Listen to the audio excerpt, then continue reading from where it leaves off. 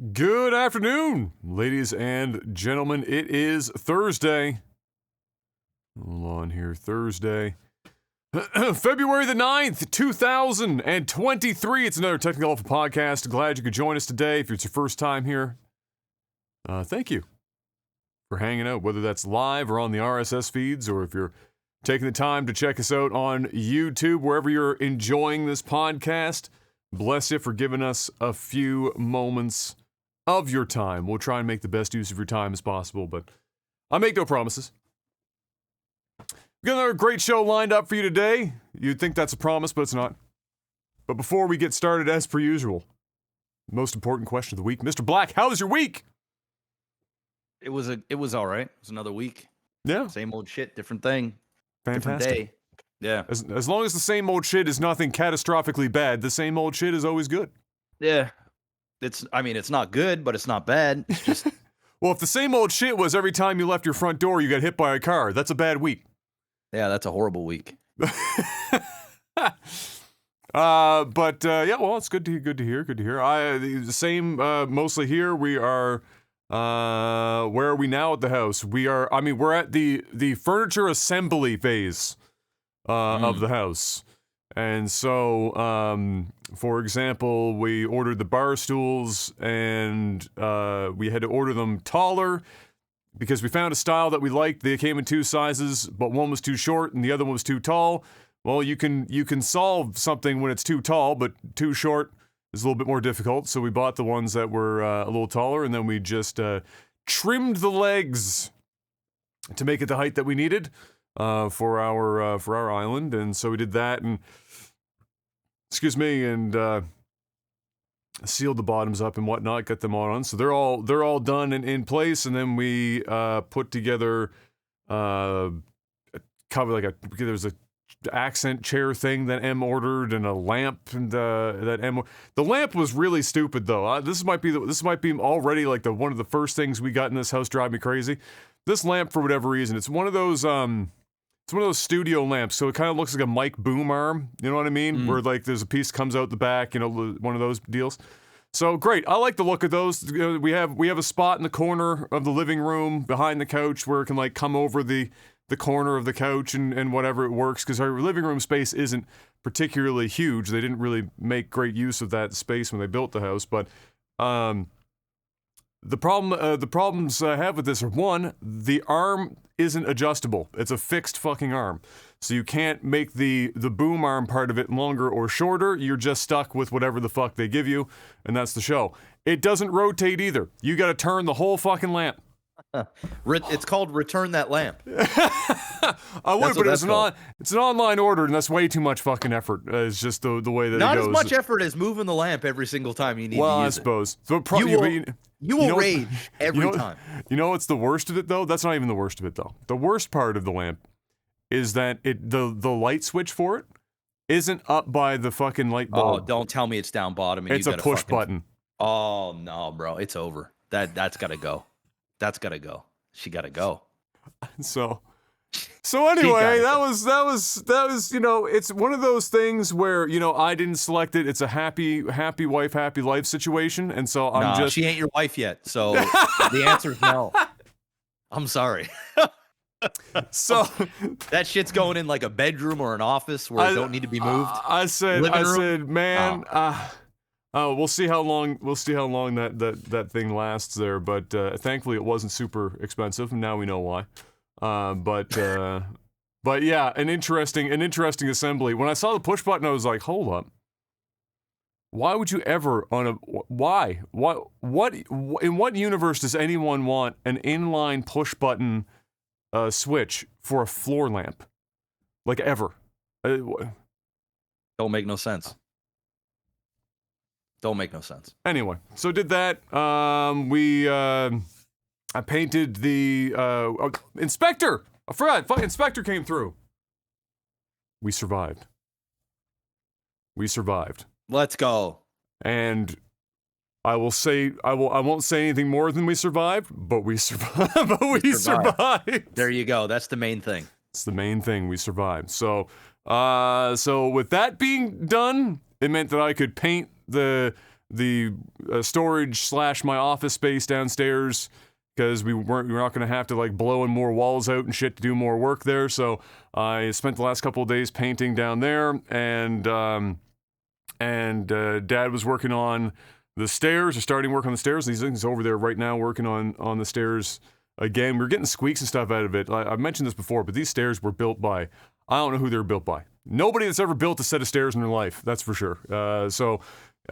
We got them quieted down. They were just racking and rocking and squeaking and fucking hollering. It was terrible. It's hard because I've had properties that have done that. I've had 2 of them. One of them was really bad, and it was the stairs, it was the hallways, it was like virtually everything. It was just the way they built the house, and it's annoying as fuck, especially when it's a multi-unit, right? You don't want there to be fucking cracking and noise and shit. Especially when it's like an upstairs downstairs. Exactly.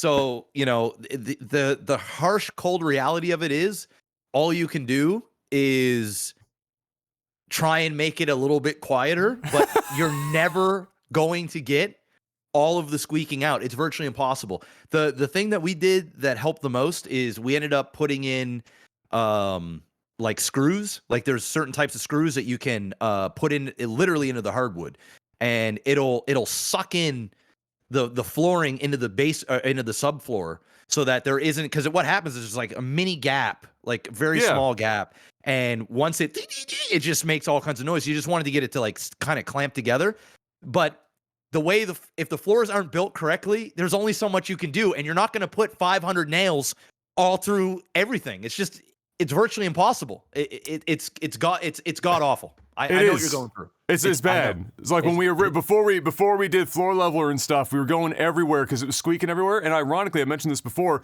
it was the anti-sound strips that were put downstairs that were causing the issues. It wasn't even wood on wood.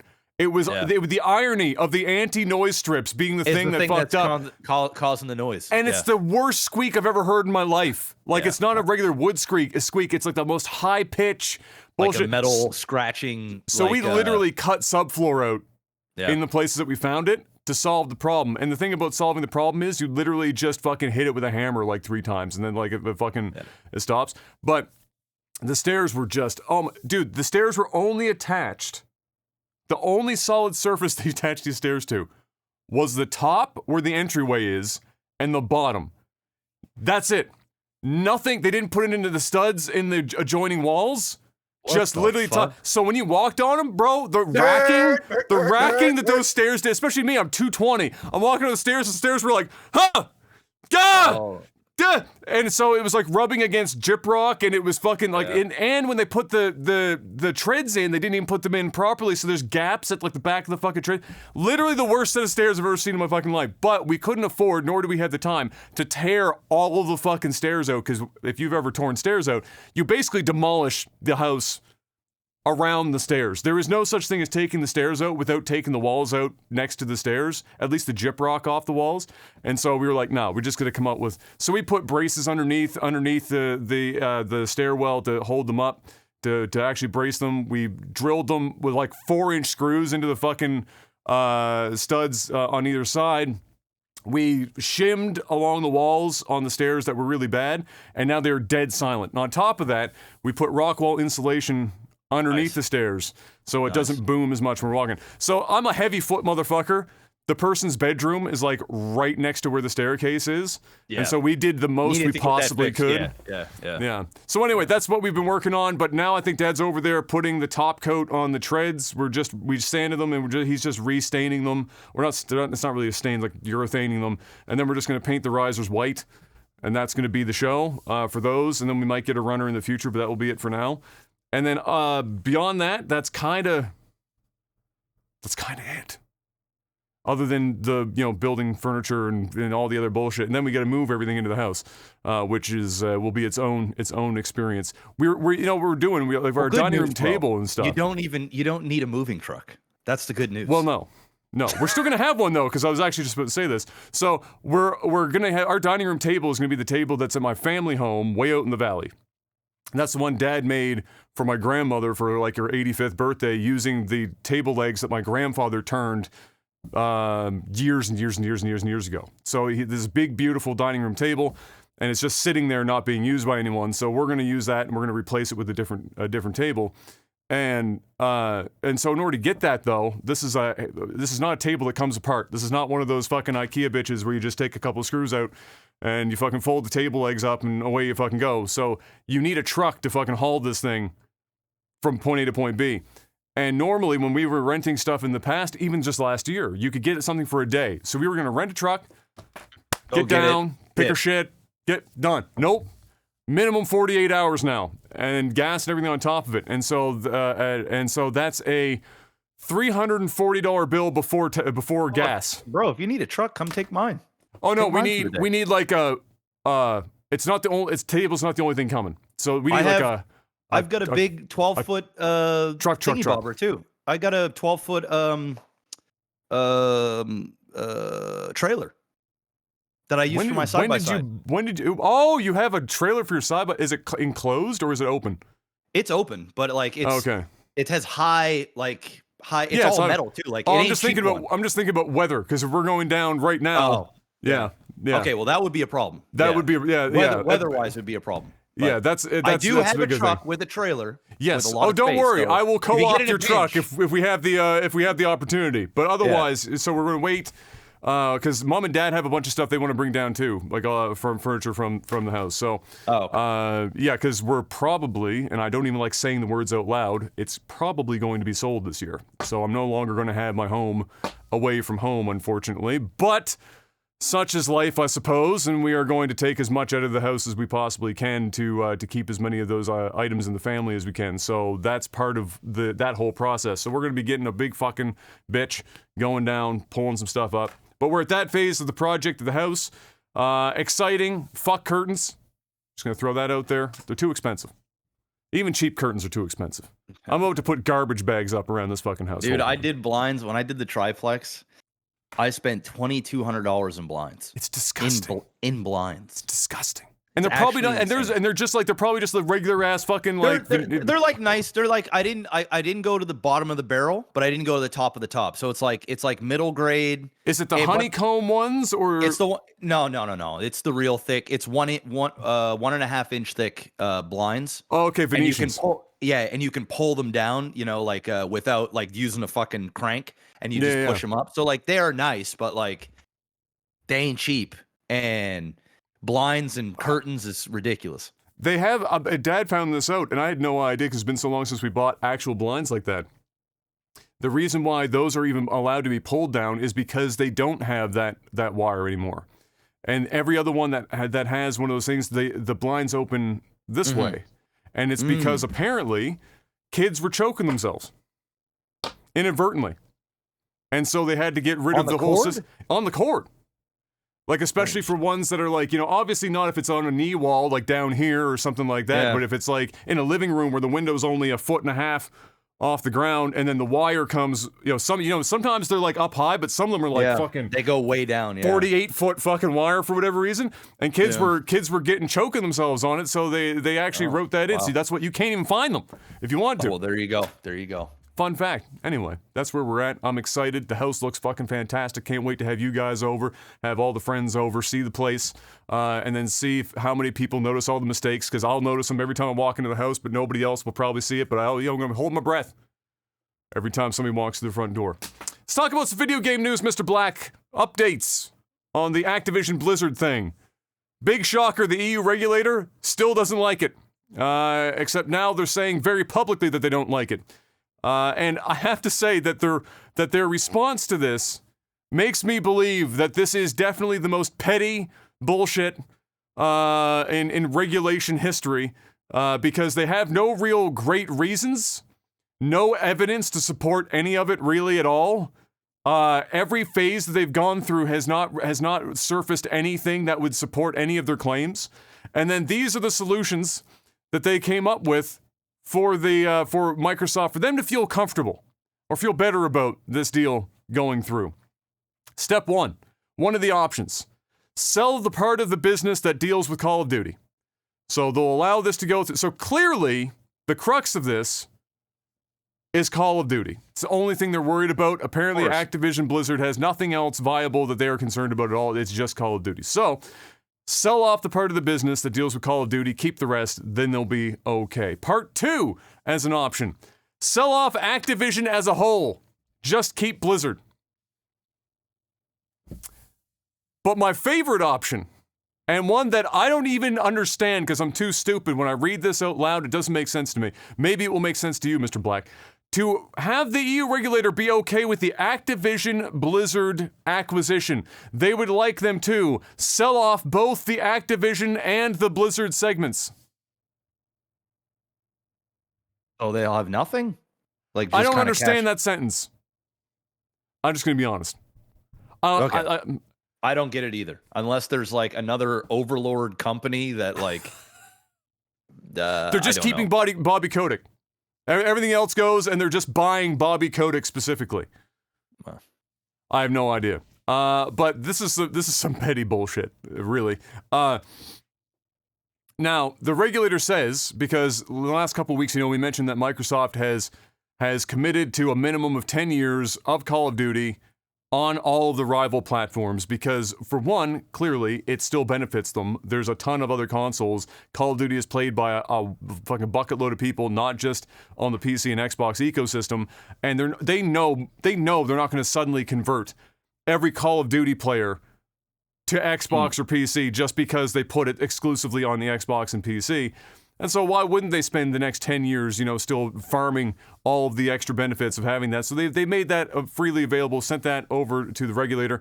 They're aware of that. However, they said that in regard to that as an option or a solution, is that they will consider it, but would prefer a structural solution. I'm assuming structural meaning one of the three options they've just listed, as it would require less ongoing work to enforce the deal, given, and this is me now just saying this, I'm assuming because of how contracts can have loopholes and whatnot. So Microsoft could sign all these 10-year whatever the fucks, and yeah, we're going to commit to this, and then like 5 years deep, they've got some sort of weird fucking clause in there somewhere that, they ninja'd in and pull some lawyer speak, and all of a sudden they're no longer putting Call of Duty on platforms, which is the only reason why, this regulator wanted it or allowed it to go through. So 100%. This is all, dude, this is all corrupt. This is all, there's so much lobbying going on. There are people that are being paid large amounts of money to try and stop, halt, slow down this acquisition. It's not going to work in the long term, but they will slow shit down. And the reason is people, they are afraid because, and they've come out and said it, sell off the business that deals with COD. This is a Call of Duty issue. And the other side is going, I don't want them to own Call of Duty because then there's a chance that we won't be able to have Call of Duty anymore. And it's the thing that is selling our consoles. So we're fucked. So there are a ton of lobbyist shit that's going on behind the scenes to try and stop this madness, or they're going to try and work out some kind of deal and some kind of clause so that when this does eventually happen, that they can't just pull the rug from under them. And like you said, in 5 years or whatever, and say, hey, haha, gotcha, you're fucked.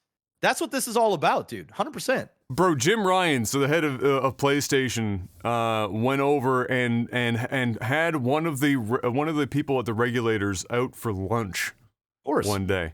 That's probably fine. There's probably no conflict of interest there. Oh, nothing at all. There's nothing shady happening at all. Yeah, no.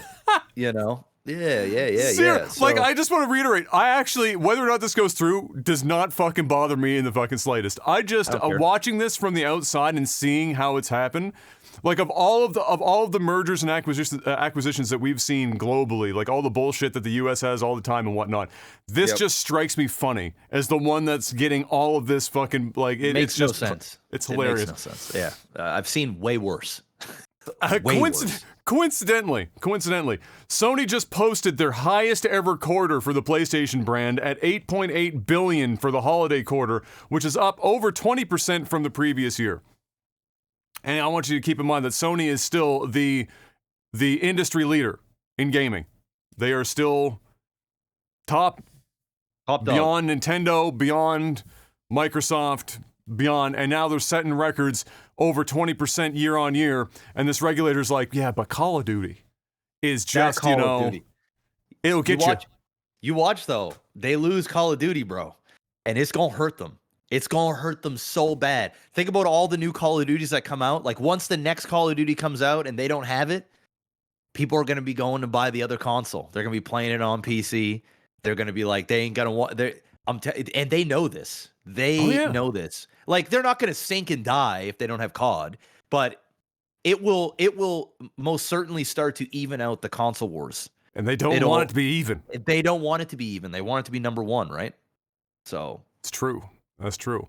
And like I get like conceptually how it might be frustrating as the market leader. Now, not to say that Sony doesn't also literally buy developers and shit and have. It's just not at the scale Microsoft does because they don't have the same amount of money. But it is clearly, it's got to be frustrating to watch Microsoft, with all the money they have, simply want to buy their way into a competitive spot instead of, what they would consider on their end working for it a little more than Microsoft has. And so I can understand, conceptually why Sony would be, pushing back against this. But the reality is that I'll be honest. I don't think, I'll say just, I'll be devil's advocate, but this is my actual opinion. I actually don't think Call of Duty matters in the grand scheme of this right now. The fact that Sony just pushed $8.8 billion in a quarter and it wasn't anywhere near the release of Call of Duty or any expansionary content or anything, and the games that would have sold all of those copies to push that number up, I doubt that the crossover of the people that bought Sony to play Call of Duty and those games that ran that 8.8 billion, I doubt that Venn diagram is particularly crossed over. I don't think the pool is shared all that much. I think Call of Duty is just a buzzword in the industry now.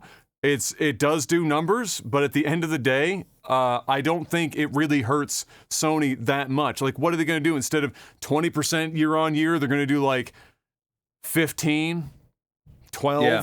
Well, I think what it is, I think I don't necessarily, I agree with what you're saying. Yeah. But like, I think that it will do more damage long term.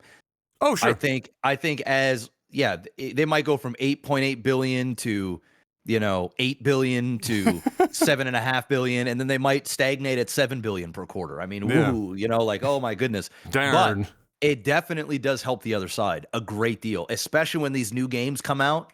They're going to sell consoles, man. They're going to sell them like crazy. It'll definitely help Microsoft more than it hurts Sony, is I think the way that I look at it, right? 100%. Yeah. 100%. Yeah. Well, we'll see. Everyone still thinks this is going to go through. I do too. I think it's still going to go through. It's just going to be, and then we get to wait and see what are the impacts. And if Microsoft does make good on this 10-year deal, we might not see the effects of the Call of Duty portion for a really long fucking time anyway. But at the end of the day, it will be a huge acquisition should it go through. And I want to see Microsoft actually make use of the IP, because like we talked about last week, they have a habit of buying shit and then just never using any of the fucking IP. So hopefully that isn't the case with this if it does go through.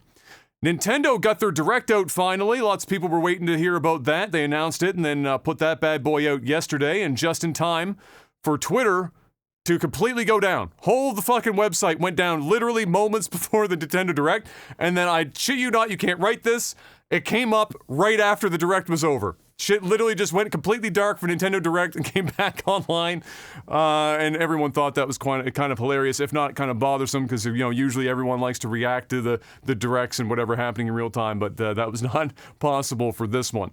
So I just got the highlights of what went down here at this Direct. There was more stuff, and of course, some people, anyone that hasn't already seen it can go and see the rest if they want. But here were the highlights as far as I was concerned. So for one, Nintendo is joining the rest of the crew in raising the top-end AAA pricing of their games to $70 US. They did say that this is still going to be a case-by-case basis, but I read that case-by-case basis just means AAA games. Yep. Birdo!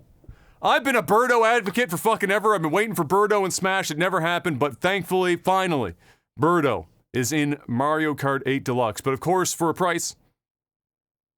I gotta be honest. I know that Skyrim is goated for like long tail sales, long tail, monetary gain for input, and then you got like GTA 5 is actually even higher than that. Mario Kart 8 has got legs, bro. You want to do me a favor and just type in Google Mario Kart 8 release date? Because they have been riding this deluxe train now. 2014. Damn. 2014! Damn. We're going into year 9, and you know what? It's still, as far as I remember or know, the number 1 selling Switch game. And I don't mean like all time. I mean like in sales quarters, it keeps selling more than almost 52 million copies sold. 52! 52 million. The second closest is 41.59 million, and that's Animal Crossing. Smash Bros got 30 million. Breath of the Wild, 29 million. 52 million copies, bro. That's fucking nuts. Dude, It's they made nuts. fucking bank. And now they're off selling Mario the Kart 8. season passes and shit for deluxe and everything Damn, else. when do we get Mario Kart 9? Like, holy Who- shit. Why like- why you need it? Why do you need it, I guess, when you sold 52 million copies? It's Well, like, where's Grand Theft Auto 6? Why do you need GTA 6 when Grand Theft Auto 5 is still $1 printing? billion a year. Why? Well, it's the same question as why is the Switch 2 not out yet? They just passed, I forgot to write this in the notes, but we've just reminded me, just having this conversation reminded me, they just passed PlayStation 4 all time sales record.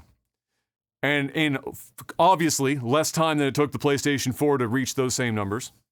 And now they're working their way, towards, I don't think it will ever, I mean, I shouldn't say this. Because Nintendo, you don't want to ever fucking, say Nintendo can't do something. But, PlayStation 2 is that's the next titan to take down as far as overall sales numbers. But yeah, what's the reasoning? Why would you ever do it? You put out a game that's as busted as the last Pokemon game and it sells fucking 30 million copies.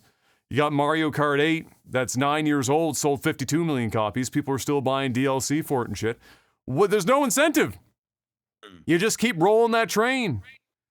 And so, yeah, that's the latest coming out of that. They are going to be raising their prices on some of their games to $70. Pikmin 4, which a lot of people have been waiting. Here's the release date list I've got here. So, Pikmin 4 coming July 21st. A lot of people have been waiting a long time for a Pikmin follow-up. Sama de Amigo, which I didn't think I'd ever see another one of those bad boys, is getting another one called Party Central, and that's arriving this summer. That weird Bayonetta Origins game that we talked about several podcasts ago is coming out March 17th. Octopath Traveler 2 has a demo out now. They released that during the Direct. And the game itself releases this 24th, so February 24th.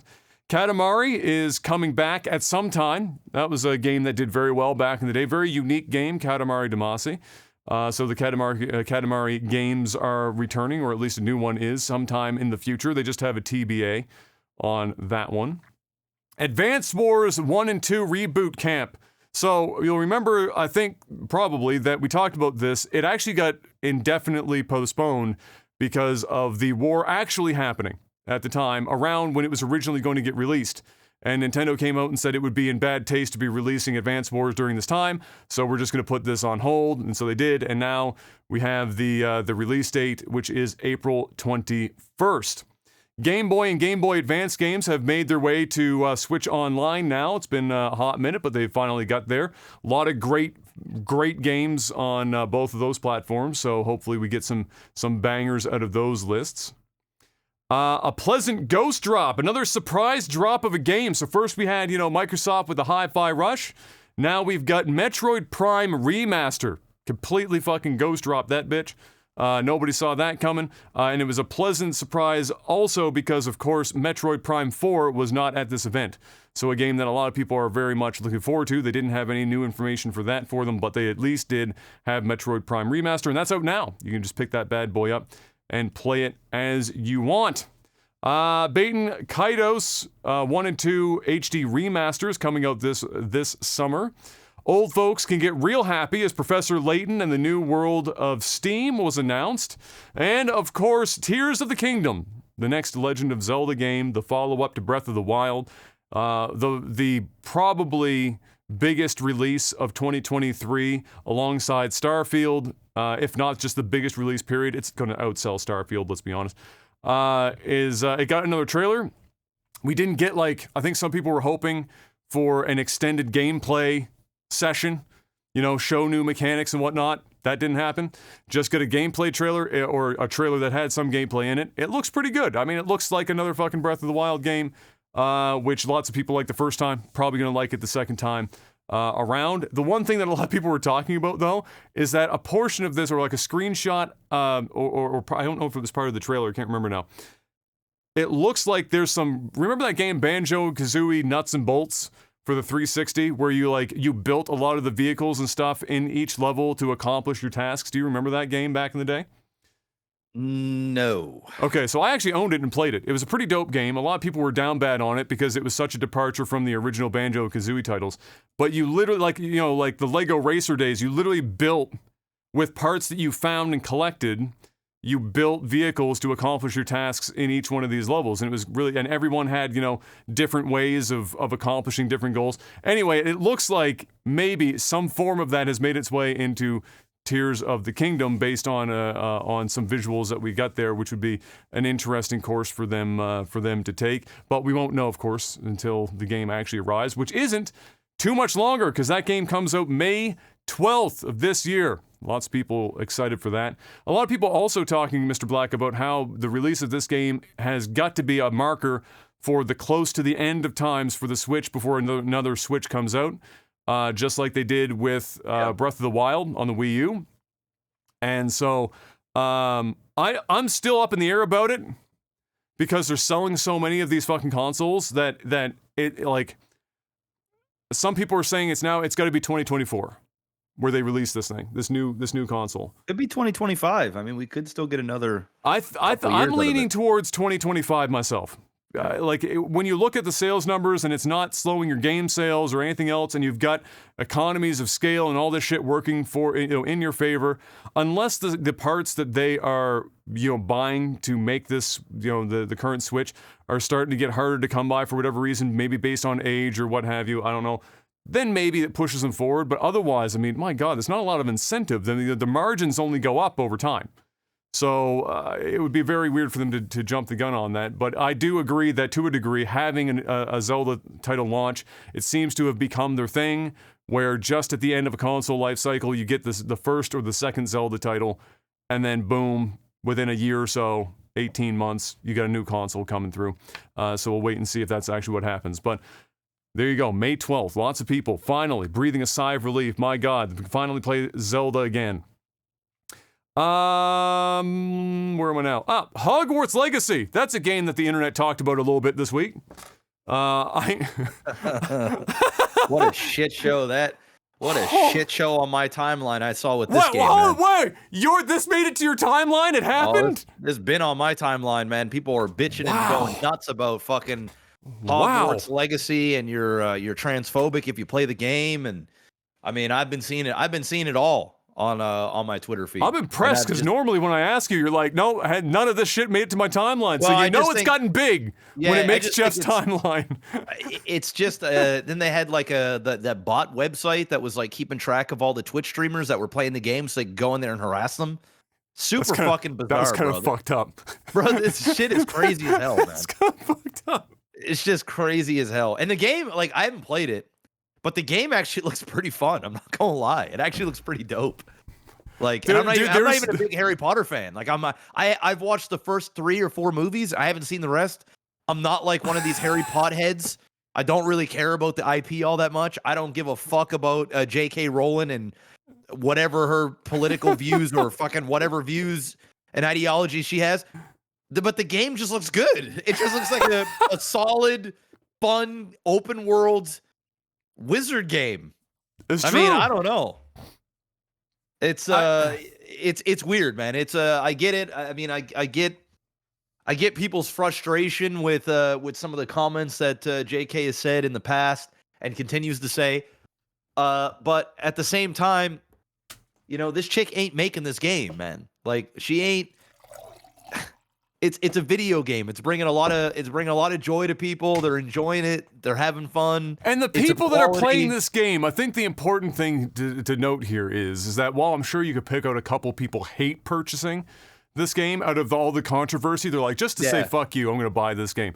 Yeah. the majority, vast majority of people that are playing this game, like you said, it's bringing joy to them, probably because they're massive fans of this as a kid. It was probably the reason, like many people as a children, that they even got into reading at all was because they read Harry Potter, and now they get this game in their hands and they're super fucking excited about it, and at no point did any of the negative shit that people talk about like pass through their minds reading these books as a kid, nor do they even think about it as an adult. They're like the vast majority are getting joy out of it, not because J.K. Rowling said some shit, but because they just so happen to like the fucking property, and they're getting some. They're not sitting there reveling in the fact that the creator of the thing that is a large part of their life has suddenly made some horrible fucking comments. That's not why they're playing the fucking game. So to come down on people for that shit is just like... I mean, it's the fucking people that are playing. If you're going to come down on somebody, go down, like, give, say what you need to say about JK on Twitter and fucking... do whatever. And I'm not saying you should go and spew hate against hate. It doesn't make it right. But at the same time, if you're going to direct the stuff towards somebody, direct it at the person that is saying the things that you don't actually agree with. Don't go after the individuals that are just trying to have some fun, play the game on stream or on YouTube or wherever, or just by themselves and try to make them feel guilty or call them transphobic because they bought a video game. Suck my dick. Suck my fucking dick. Like, if listen, I don't give a shit about the Hogwarts thing, but if I go out and buy the game, I'm not buying it because it's like, oh, fuck you. I'm buying it because the game actually looks good. And if you call me transphobic because I fucking buy the game, go fuck yourself. You're the problem. And it's same with everybody. I went into 3 different streamers just to kind of see if it's as bad as what I thought it was. Like, so seeing the shit on Twitter, I go on 3 different streamers. 2 of them were big, 1 of them not so big. Hate. It's just like fucking people got like a copied and paste hate messages and all this other shit. I'm like, what is wrong with these people? What's wrong? Like, do they think that they're going to convert anyone by doing that shit? No, it's going to do the opposite. It's going to have the polar opposite effect. It's like, dude, it's okay to be upset, and they have a reason to be upset. I get it. But they're channeling and targeting the wrong people. It's just like, my God, man. Like, get over. The thing that I think about, the thing that I think about here as a point, since it's like one of the only things I don't have a million examples in my mind, but one of the ones that came through my mind was, and I think I might even mention this. I don't know if it was on my stream or on the podcast, or maybe even both. Was, for example, a lot of people now know that Tolkien was labeled a pretty horrific racist. Yep. And some people might try to say that you can't equate racism to transphobia. I would say that it's probably pretty fucking close, honestly. If there's a lot of people that literally the whole concept of racism in North America resulted in the black community being literally considered less than one whole part human for a not insignificant amount of time. So, but nobody's ever sat around and been like, all right, well, we can't go and watch the new Lord of the Rings new Lord of the Rings because the money goes to his family that is directly, benefiting from a person who said and did, some racist shit. And no, I get what you're saying, bro.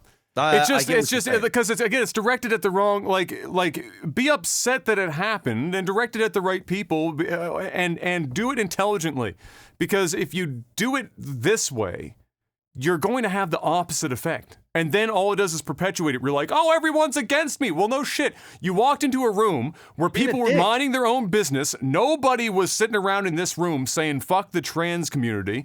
Literally just going about their lives. And you walked into a room and started pointing fingers and screaming and yelling and cursing and cursing them out and calling them the enemy and calling them transphobic and all this shit. And none of this was even part of the equation. Most of the people don't even know about any of this. They just buy the game and play it.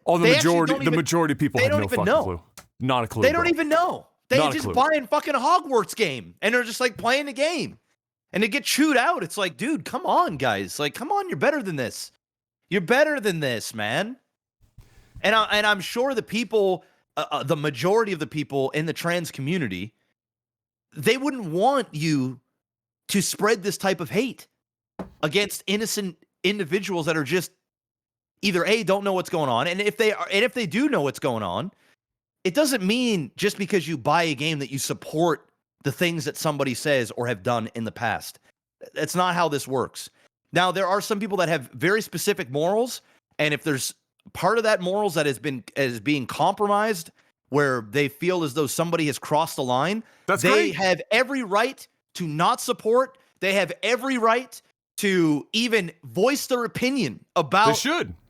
And they should. Absolutely. They should not be silenced. But you cannot go and harass people and create hate campaigns and call people every name in the book because they opted to decide to buy the game and enjoy it and have fun with it.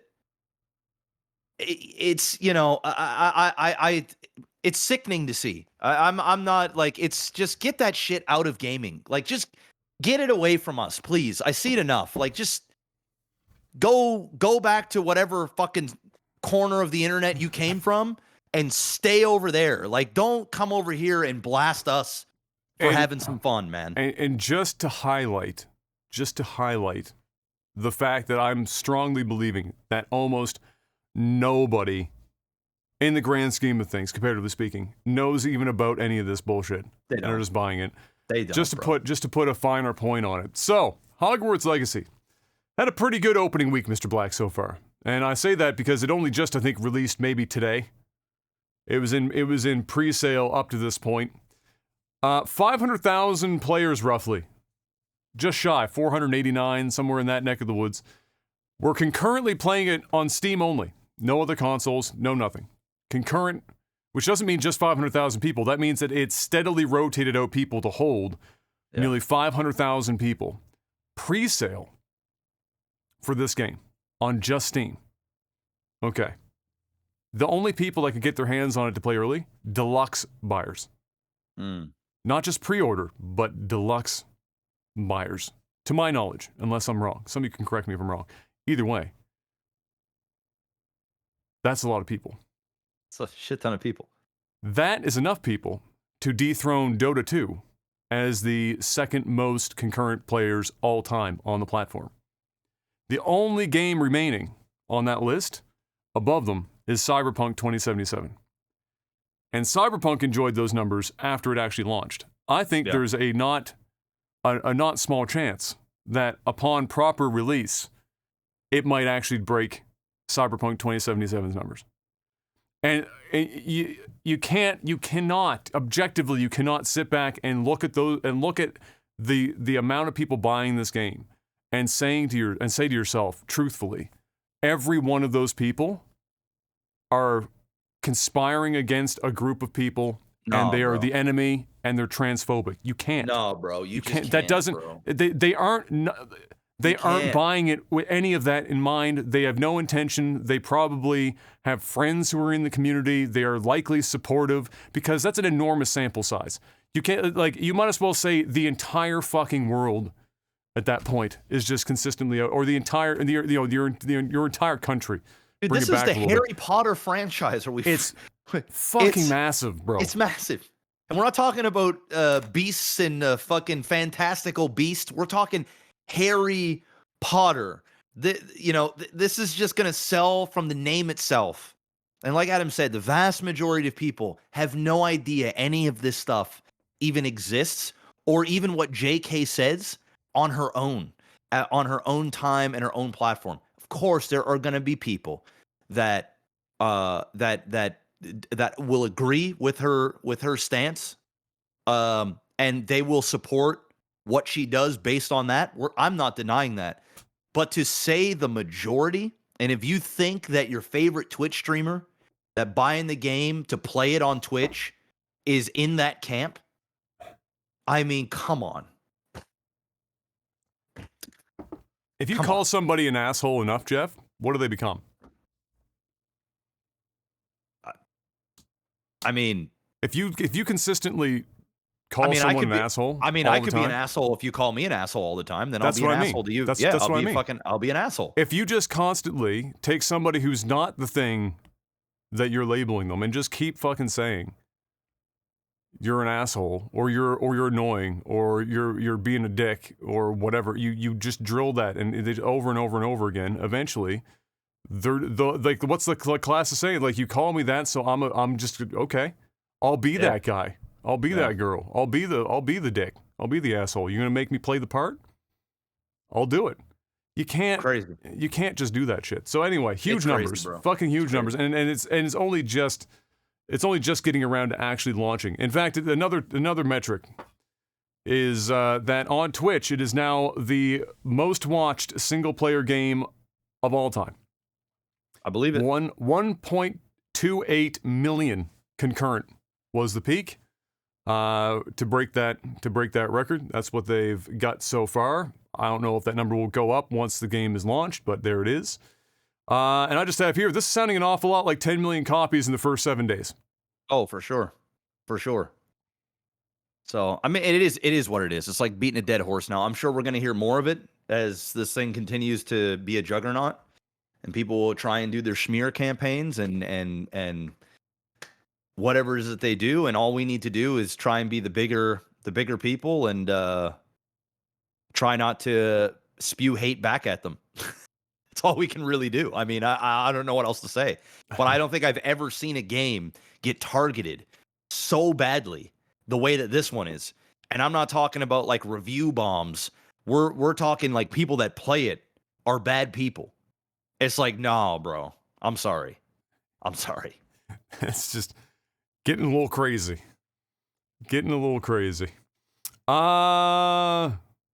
Just as Microsoft launched its ChatGPT, so that's the AI, of course, lots of people have been talking about it. Microsoft bought that out because they wanted to integrate that into Bing, their search engine, make it better. And that's exactly what they did. And they started letting people get hands-on with that this week. And it had been pretty much exclusively positive remarks about it. It's been working very, very well for them thus far. And it's kind of crazy to see just from the outside. We're entering a totally new era, Mr. Black. So when we were kids and the Google era arrived and it was the great search engine wars, you know, you had Google, you had Yahoo, you had Ask Jeeves, you had the list was heavy. And then the list got smaller and smaller and smaller until we were just down to a couple of search providers. And now here we are in phase 2. Phase 2 is AI-supported search. And the war has begun. It's a Microsoft versus Google predominantly right now. So Microsoft doing very well. Google has its own AI called BardAI. And unfortunately, during its tests this week, it returned an error, a factual error, meaning it was easily dismissed as flat out being wrong. And unfortunately, that led to an immediate $100 billion in market cap deleted from Google's net market cap, or total market cap, which is still gone today. In fact, it's gone down more. You're as saying of it's today. time to buy Google. That's what you're. This is a good time. Well, maybe. Google. I'm not saying this is the bottom, and this is not financial advice. It might not be the bottom yet. Yeah. But I'm just saying there's a chance you can make 10%. I don't think anything's bottomed yet. I think trouble's coming. Still coming, corner, but who knows? But this was very like it was the same day. This is very specific to this. This was investors looking at this, going, okay, who's going to win the AI, search wars? It's early days. Anything that moves the needle here, because this tech will move very quickly, is going to be big numbers in terms of stock price. That's just the way that this is going to go. And so for Google, that was 9% of their entire market cap in a 24-hour period. Deleted, which is not something that Google is used to seeing. Google is used to being pretty steady and only going up. And so I'm sure somebody internally went, oh God, we should probably not do that again, because we need solutions. And so the Google campus right now is probably just in full-blown try-hard mode to turn that ship back around and get it in the right direction. But yeah, the AI search wars have begun. What a crazy time, dude. Kai and eventually my kid, this generation, I don't even know, what does homework even mean anymore when AI exists? How does this shift education when theoretically the answers at some point are just going to be consistently readily available to anyone with access to these artificial intelligence systems? And how do you, as a teacher, vet what your student is actually fucking doing for you versus just using one of these? Like for us, it was Wikipedia. It was like, you can't use Wikipedia as a source. Yeah. And like that was as far as it went. Like you can't use Wikipedia as a source. And then people were copying shit offline, like previously done. But there were systems easily done for that, where they could just pass it through a system and it would spit out. This is like literally line for line, word for word, something that exists on this website. And now, I really don't know. What does this mean for education? Does this? Because ultimately, what it sounds like to me is that that AI, depending on how fast this tracks. AI looks like it's taking us in a direction in which the job markets in general are going to have, like, this is like another industrial revolution, where an entire generation or so of people are going to have the entire job market, like, that they've been involved in for the majority of their lives crumble, and they're going to have to retrain to get new skill sets for a totally different paradigm in work, because AI is going to delete a lot of shit over time as far as work is concerned. And you're going to have other experience to be able to do other things, and we're getting into some wild territory. But yeah, definitely an interesting time. Thankfully, I'm a couple of years behind you. I'll have 4 years of lead time for you to find all the minefields. There you and go. Then I'll let you know. You'll navigate. I'll dance around the mines. But yeah, crazy times, and unfortunate for Google. I'm sure they'll recuperate. And who knows? Maybe Microsoft just got lucky, and all of a sudden their AI is going to make a fucking blunder, and then they're fucked. And so, because this is early days. I mean, AI is good, but you can still get it to do some crazy shit that makes no fucking sense. Because ultimately, people are still programming this AI at the back end, and so it's fallible insofar as that the human is doing something on the other end. At least for now. That's not always going to be the case. It was confirmed this week, Mr. Black, that interestingly enough, Krafton announced that PUBG, the developer behind, PUBG, so PUBG Corp or whatever the fuck its name is, I can't remember what it is, Player Unknown, I can't remember if they got rid of that in the title anymore. They've changed it like 3 times.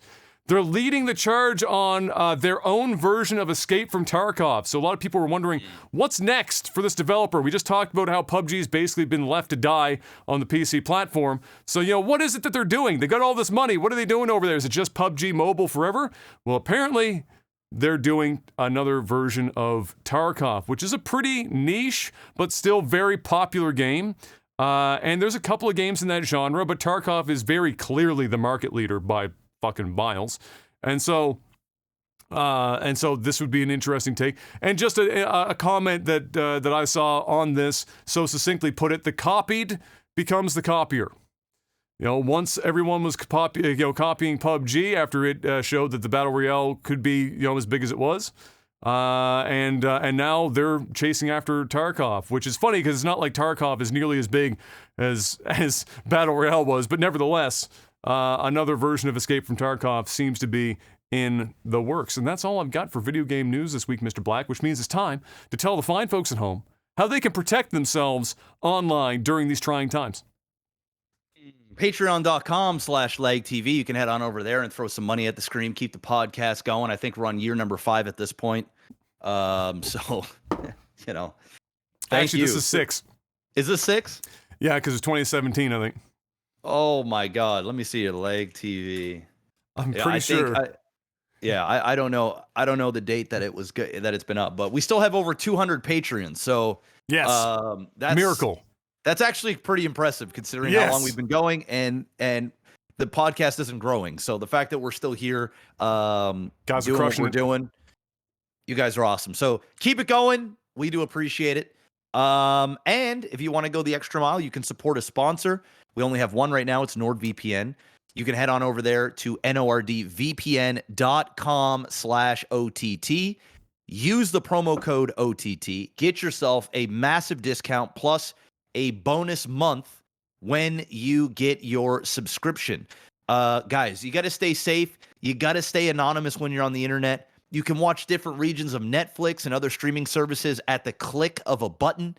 So, for example, if you're from the US and you've watched all the programs on there that you want to, you can mask your IP to be Canadian So that way you can have access to the licensing that the Canadian Netflix side of things have as well. Plus, from what I am hearing, which is new, I was told that when you get a 2-year subscription, you get the plus bonus month for using our specific code. Okay. And on top of that, for every 2-year plan purchased for a limited time, you will receive an additional gift on top. It's a surprise. I don't even know what it is. Is it a new car? I doubt it, but I don't know. I can't say no to that because I don't know the answer. But I doubt it. So yeah, for a limited time, when you get a 2-year subscription or more, you're going to get a little extra bonus gift on top of the stuff that you are already receiving. Plus, guys, with a 30-day money-back guarantee, you can get your money back, no questions asked. If you don't like the service, they are super fast servers. You can use up to 6 simultaneous devices, so you only need 1 account per household. You can stay safe and anonymous when you're on the internet, whether you're traveling. You can use it on your smartphone, your TV, your Mac, your PC. They've got threat protection on their desktop app, which they can run in the background so that you don't have to get spammed with malicious pop-ups. They will remove and detect malware from your computer, along with other bonuses and benefits that you get just from having that run in the background on your PC. So go check them out, guys. And for less than a cup of coffee a month, we're talking a few dollars a month, you can go ahead and get yourself NordVPN. The reason why you're getting a bonus gift is because it is NordVPN's 11th birthday. They've been in the business for 11 years. Wow. And they've been going strong.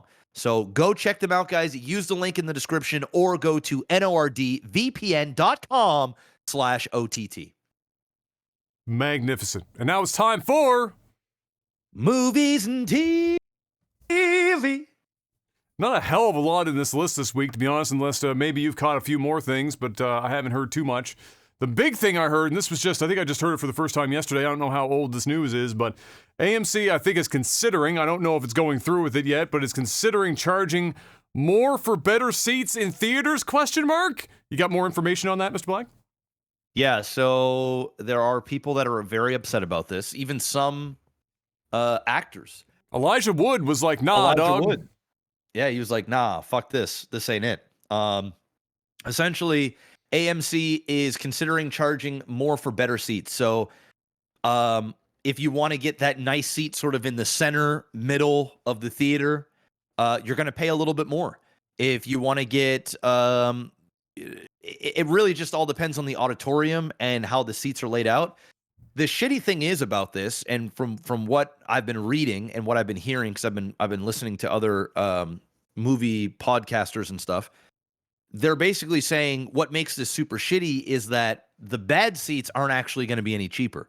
So in all reality, you're just looking at regular fare for your ticket and then added for the better seats. Oh, yeah. So anyway, with how much backlash they're getting right now and stuff, I'm not sure that this is going to go through. But at the same time, I wouldn't put it past people to start, trying to nickel and dime even more. I mean, the theater experience is already super expensive. It is still recovering from pre-COVID, and I think that this is a step in the opposite direction. What a weird concept in general. Just like the first thing you think of is the movies are already a relatively expensive thing for most people to just decide to go do as a thing to go out for. It's already very expensive, and you add children to that list, and it just gets even more expensive. For a family to go to a movie is a legitimate event. And to have a system like this where it's not just first come first serve or a reserve seating online, or if it's not reserved online and it's just if you get to the theater early and you get your seats like it's always been, that's relatively democratized, right? That's people are able to take it upon themselves, do the thing. It's not really it's not really adding strata to the it's not adding like an economic strata to the movie theater going or the movie going experience, and that's really shitty. Like, if you think about it, like, how fucking kind of dystopian is it where we got to a point where buying a ticket to go to the movie theater just to get a slightly better seat, you're already pricing out, like, people at certain income brackets just to be able to go see a fucking movie, like a movie on a weekend or something, maybe take their kid to go see a movie. So yeah, I think it's a step backwards. I think it's like you said, I think it's a particularly bad step when you're already hurting and just recovering from COVID hitting the theater so hard. And if you're looking for ways to get people to go back to the theater and retrain them to have the movie going experience be, you know, something that they actually consider when they consider what they're going to do with their family or what they're going to do with their free time, this is definitely not the fucking way to do it. This ain't it. This will send them back home to their Netflix subscription even faster. Yep. And you know, they the movie business needs to be careful because movies are now going to streaming even quicker these days. When it's costing you anywhere between $50 and $100 to go to the movie theaters to grab a popcorn and a drink and 2 tickets for 2 people, we're not even talking to family. Like, imagine going to the theater with a family of 4 or 5, right? Like, you actually, I know we talked about this the other day, but you actually have to bring in fucking snacks from like other places to like go there and not spend $200 to go to the movies. So I don't know what the fuck they're thinking, but they keep creating these barriers and they keep making things more and more expensive. People are just going to start waiting. They're just going to be like, I'm not going to fucking theater. Fuck this. Fuck this. I mean, TVs at home are real fucking sharp these days. Sound bars sound real fucking good these days. Yes, there are always going to be specific movies that you pretty much should see in the theater. Yeah. They're built for theater. But we're talking now, that's a minority. That is not the majority of movies that go to the theater these days. That's a minority by far. So, you know, if you start removing the people that enjoy going to the movies every month, and now they only can afford to go once every 2 or 3 months, you're fucking up the movie business. And you know what it's going to do is it's either going to force you to close more theaters or it's going to force you to raise the prices more, which is just going to snowball the effect fucking faster.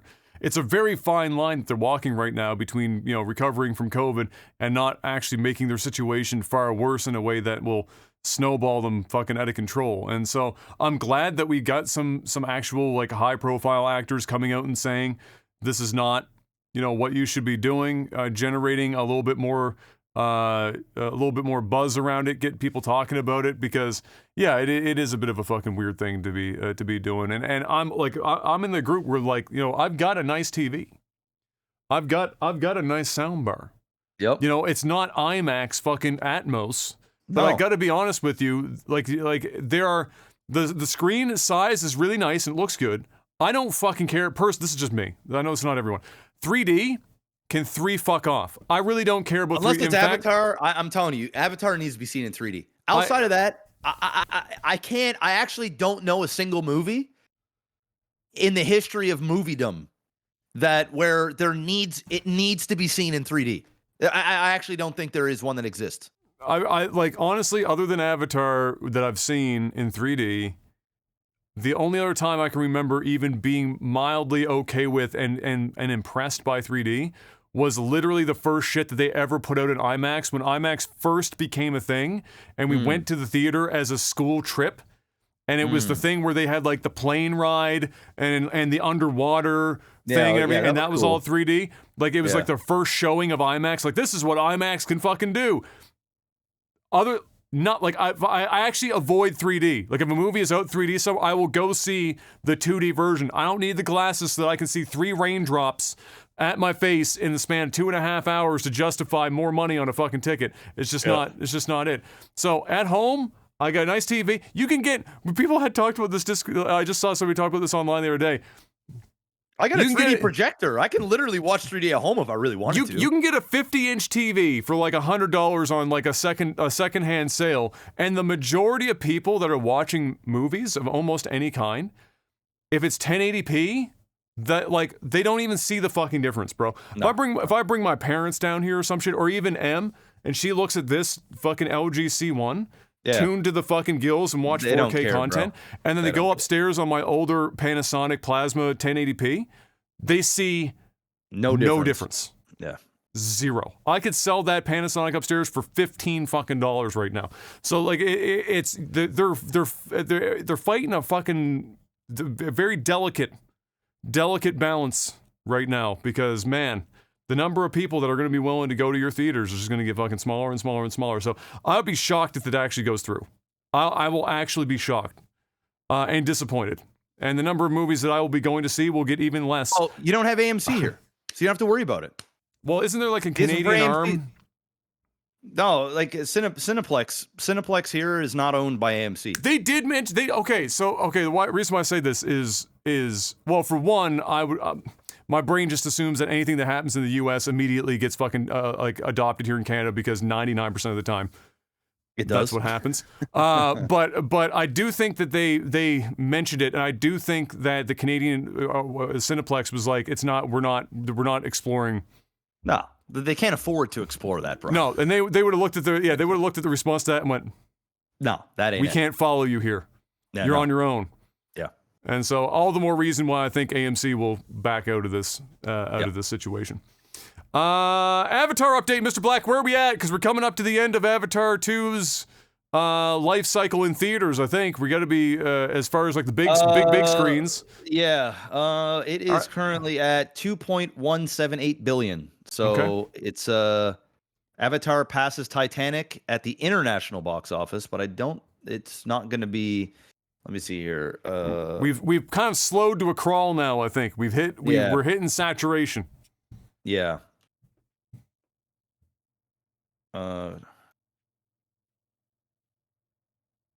So let me see here. Yeah, so Avatar: The Way of Water, it will pass Titanic. It's like $17 million off. Oh, okay. So it will pass. Like Avatar will be in theaters for at least, I would say, another 3 weeks to a month. Minimal. It'll stay in the big screens until Ant-Man comes out, which I think comes out in like 2 weeks or something.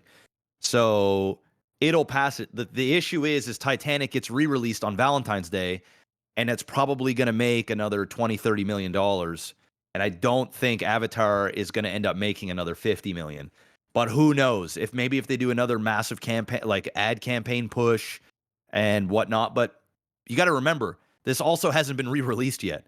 So like in another, when Avatar, the next Avatar comes out, they might re-release this again with like deleted scenes, and so that people can watch this leading up to number 3, and that's when they'll make another, $40-50 million, and it might actually end up going up into the number 3 spot. I think it's going to hit number 3, and then we're going to lose number 3 to Titanic again after the re-release. That's my prediction. That sounds right. Is that coming to IMAX, Titanic? Yes, in 3D and 4K.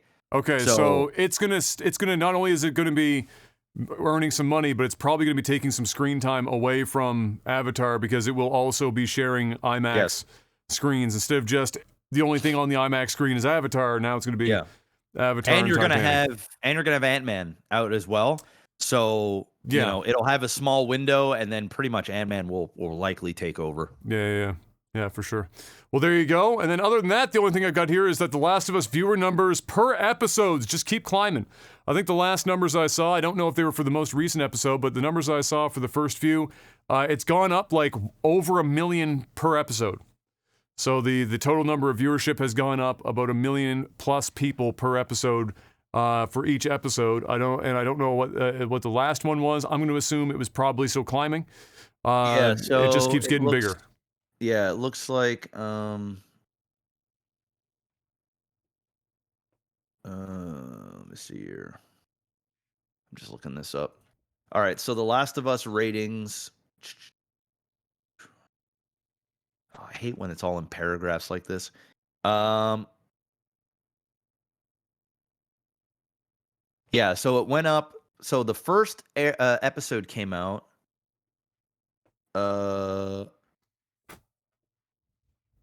Yeah, I don't know. This is a mess. I should have saved it because I had a tweet. 7.5 million viewers. So 7.5 million viewers tuned in Sunday night for episode 4, up 17% from 6.4 million that tuned into episode 3. And I know it's gone up every single time, So I don't know exactly what the very first episode did in terms of viewership. I know it was good, but it seems like word of mouth is getting through, and people are starting to watch it. And I started Last of Us last night, so we watched the Oh, first episode last night. So even now, I'm starting to get into it, and we'll end up watching the premiere of say probably episode not 5 but 6, because we'll end up watching all of the episodes, and then we'll right. just watch it as it comes out on HBO. So what were So your without spoilers? What not that it's I don't want to say because I haven't played the game. So what were your takes on episode 1? How'd you feel for the first episode? it was good. It was really really good. It's crazy, like the first episode was like an hour and 20 minutes or hour and 30 minutes, so it was like a longer episode, which I think it needed that. But they did a good job at they did a really good job at translating the game in the first couple hours of the video game. They did such a good job and added, it's like they just added to what was already good and they just made it better. It was intense. It was it has a bit of a horror element to it, of course, because it's The Last of Us, but it's not a horror show. So like it's very reminiscent of like geesh, what's a show that like had horror elements to it, but I basically would say it's like a more serious Walking Dead. Yeah, because The Walking Dead wasn't technically a horror show. It was a character-driven, Yes. it wasn't necessarily a zombie show. It had zombies in it, but the zombies weren't necessarily the primary driver so much as the character arcs themselves. Yeah. And like these aren't zombies. No. It's a little different, but like I guess probably a lot of people will just call them zombies because mushrooms, man. How do they work? Yeah. So so yeah, it's solid. I'll be honest, I'm not fully sold on Ellie yet. And it's not, I'm not going to be the guy that is like, oh, well, they don't look like the characters from the games. I don't think either of them really look like the characters, to be honest. That might have been a choice for them, actually, to separate. It could have been. Yeah. It could have been. I would have, honestly, as much as I love Pedro Pascal, I just do, I honestly think the better option would have been Jaime Lannister. And they're still in the HBO realm. I just feel like I think his name's like Nicholas or Nikolai or something. I just think his look and his vibe, it just would have been better for Joel. I'm not saying that Pedro Pascal is doing a bad job. It's Pedro Pascal. The guy can act. He's, it's Pedro Pascal doesn't know how to be a bad actor. Correct.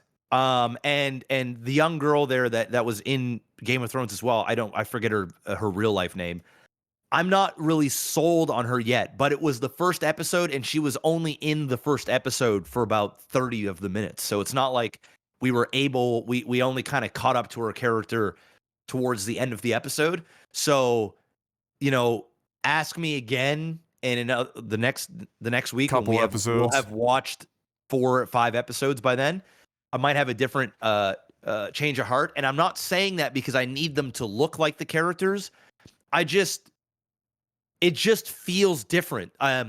The characters feel a little different, if that makes sense. Hard to explain, and it's not in a bad way. And there's tons of people that didn't play the game, so they're not going to know any different. But the characters, as of right now, just feel a little different. And I think another of it too is when Pedro Pascal is doing his thing, I just think Mandalorian now. He's in 2 huge shows at the same time. Yeah. And it's like, it's hard for me, like, and he talks very similar, like, in this as he does. Because he's putting on, a certain correct accent. Right? Correct. And it's just like, I don't know. But overall, the show is fantastic. The first episode's 9 out of 10. Very, very solid. Soundtracks are great. Filmed beautifully. Very, very video game. The translation just works. It just works. Is it perfect? No, it's not perfect, but it's great, and it's a show that I'm gonna enjoy, I feel. And I've heard that it just gets better and better and better from episode to episode. Like, everybody's saying that. And if the show only gets better from here, like, wow, we're gonna have a masterpiece on our hands. And the second season's already greenlit, so they're already working on it. So, for better or worse, that could be a blessing, that could be a curse. You know what I mean? Well, yeah, I mean, we all know. I mean, a lot of people know how Last of Us 2 goes, right? So there might be a lot of angry people that, you know, unless they switch it up, and you never know, they might take liberty to kind of, if it's such a big hit, they might, you know, draw it out. They might change up the script a little bit, maybe get to the same place but just differently. I don't know. We'll wait and see. There you go. Was there anything else this week? Because I didn't find much else in the world of movies and TV. Nothing, man. It's quiet. There's not much going on in the movie Oh, world. Netflix walked back their shit. Oh, with the password thing. They were like, oh, that accidentally somebody published that when it was not supposed to, and it was meant for another region testing thing, and we weren't actually, and sorry about that. And they just pulled that shit right off the shelf. That's why I didn't get too pressed about it, right? Because, like, you know, they saw that shit and backpedaled fucking hard, bro. They're like, yeah, no. They fielded the idea. That shit was leaked purposely or put out, and then they realized, like, oh fuck. Wait, hold on. Breaking news. I'm being told they lied. They walked back their walk back. Oh, okay. Well, there you go. We'll see. Something will change again. There's still time. But yeah, we'll see how that goes. Other than that, I guess that's it for movies and TV, which means it's time for tech support. Patreon.com/LikeTV is the place to go if you want to financially support this podcast. Each and every week, we put a post up on the Patreon page called Tech Support, which you can ask us some questions, and we give you some answers. Let's see what we got this week.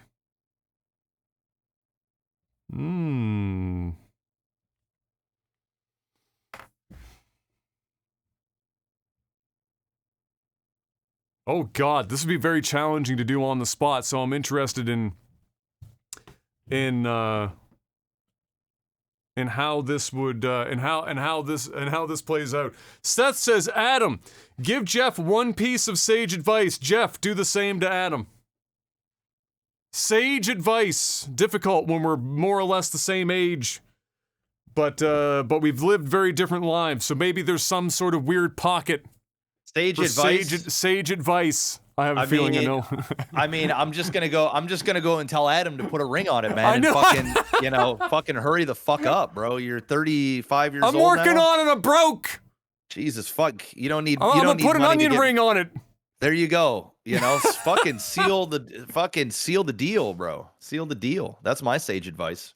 You don't want to be having kids and shit at your parents' age when they had kids. You know? Well, that's gonna happen naturally anyway. I don't know, bro. Well, dad was 37. I'm 34. Yeah, fuck. So I won't be 30. I am unlikely to be 37 unless, like, economically we just look at it and go, this is just not a smart move at 35 or 36. But it could be. But how old is she? She's 4 years. It's similar. It's not the same distance in age as mom and dad were. She's 30. Okay. So, I mean, yeah, even her biological clock is ticking, you know? So, well, she's a little bit. A little bit, but I mean, you know, she don't want to be 35 and having kids. Well, no, she would. If she was 35, I'd be pushing 40 if she was 35. God we're not gonna go. Damn, you better off just adopting at that point. We're not going that crazy. But we're also like, it's a lot of it is just an economic situation. You got to look at it and be like, look, we're doing the thing right now and our heads above water. You add a kid to that mix. Yeah. I mean, well, I got to be smart about it. I didn't say kid. No, the ring part. Yeah, I said put a fucking ring on it. I didn't say go fucking make a baby tomorrow. That is forthcoming. Don't do that. Oh, that's a bad idea. Or her mother though is like, don't worry about it. Just have the kid. I was like, oh, I don't think you understand how that works. I don't think you understand how that works. That's not how that works. Nah, you want to bro. come over Listen. here and raise this child? Nah, bro. You can... What you need to do is you need to put a ring on it. You need to get married, and you need to get married relatively quick. Like you can't put a ring on it and then fucking wait a year, 2 years. Like you're gonna have to put a ring on it, get married within like 6 months, and then enjoy your new home for like 6 months to a year. Then fucking pop out the baby. That's what needs to happen, because y'all are getting older. So that's my sage advice. It's true. It's true. I mean, and I've been there, done it, bro. These are all things that are. You'll never be financially ready to have a kid. No one is. That's the dumbest thing I've read in a long time. I've known several people who tried to get in on the kids early. I was ready financially. I mean, and I waited purposely because I did not want to struggle. So, you can have a kid. There's a difference between being financially secure for two people and then bringing a kid into the world and then not being financially secure anymore, and you pull it off because you sacrifice everything for your children. Yeah. But the difference is that why would you put yourself intentionally in a situation in which, one, you can put in danger of actually resenting the kid in the first place, and two, put strain on a relationship that even if you have the best relationship, you put a kid plus money in an economic downturn all at the same time. You're literally just putting hurdles in front of yourself. Yeah, but then there is a fine line, right? Well, Mo could be a millionaire. Yeah. There's a fine line where it's like, okay, there are seasons where it's just not a good life choice. But then, it's not like you need to have $1 billion in the bank and stuff, but you just need to have your life set. You need to be financially able. Listen, you don't want to be a parent that can't fucking buy diapers, or worried about, diapers or fucking clothes because the babies grow quick. You got to be able to afford the necessities. But like at the same time, what I will say is you might never not be fully ready to have a child. That is true. That's true. The financial part is like whatever. It's the actual human being that can you only can do so much preparing, and then you just kind of have to jump in and do it. And that's just the way life is. You are never ready to be a parent. That is 100% true. There is a stark contrast between being financially prepared and unfinancially prepared to bring a child into the world and then raise it properly and in a safe and good environment at home in a happy household. It's two totally different fucking things.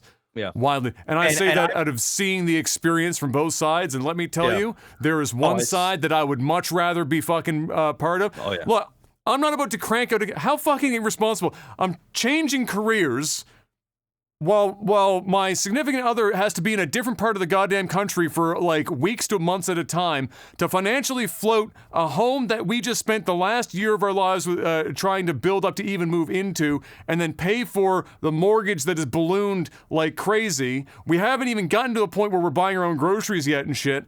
And the money situation is not going to magically get better. And I'm going to bring a kid into the middle of all that? Are you fucking high? Why would anyone do like you'd literally cripple yourself? And then the kid is going to suffer for it. It's just that simple. You don't need to explain it, Adam. I get it, bro. I get it. But I'm not explaining it to you. I'm just like, because some people in chat, they're fucking crazy. Yeah, put a ring on it. Start the process. Yes. Have a season or two with just you and your new wife. Enjoy each other's company. Yes.